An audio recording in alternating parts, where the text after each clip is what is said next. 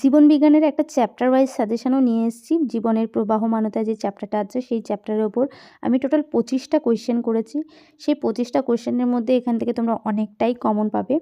আচ্ছা, পার্থক্য নিয়ে আমি একটা স্পেসিফিক কথা বলতে চাই, সেটা হচ্ছে ডিএনএ ও আরএনএর যে পার্থক্য বা অটোজোম অ্যালোজোমের পার্থক্য কিন্তু বইয়ে যতগুলো পয়েন্ট আছে সব পয়েন্টই পড়ে ফেলতে হবে এখন, কারণ এখন কিন্তু পার্থক্য এইভাবে পরীক্ষায় আর আসছে না যে ডিএনএ ও আরএনএ পার্থক্য লোক, ওরা স্পেসিফিক পয়েন্ট উল্লেখ করে দেবে, সেই পয়েন্টের উপর ভিত্তি করে তোমাকে পার্থক্য লিখতে হবে। তাই অবশ্যই কিন্তু পার্থক্য এখন তোমাকে সবই পড়তে হবে, সেটা যে কোনো পার্থক্যই হোক না কেন।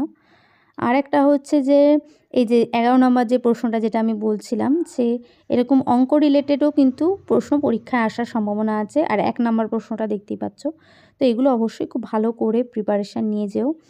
আর একটা জিনিস হচ্ছে যে এখানে যেই প্রশ্নগুলো তোমরা দেখতে পাচ্ছ বেশিরভাগটাই মানে বই এবং সহায়িকা মিলিয়ে, তো তোমরা সহায়িকাটাকে অবশ্যই ফলো করো।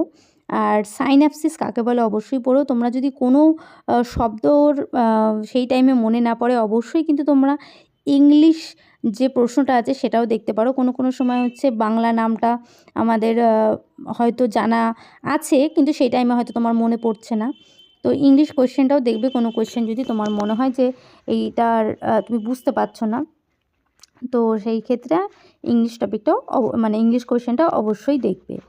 আর এখান থেকে আরও একটা প্রশ্ন কিন্তু ভীষণ ইম্পর্টেন্ট, সেটা হচ্ছে সাইন্যাপসিস। তো তোমরা সেটাও অবশ্যই পড়ে যাও, আর দ্বি নিষেকটাও খুব ভালো করে পড়ে যাও।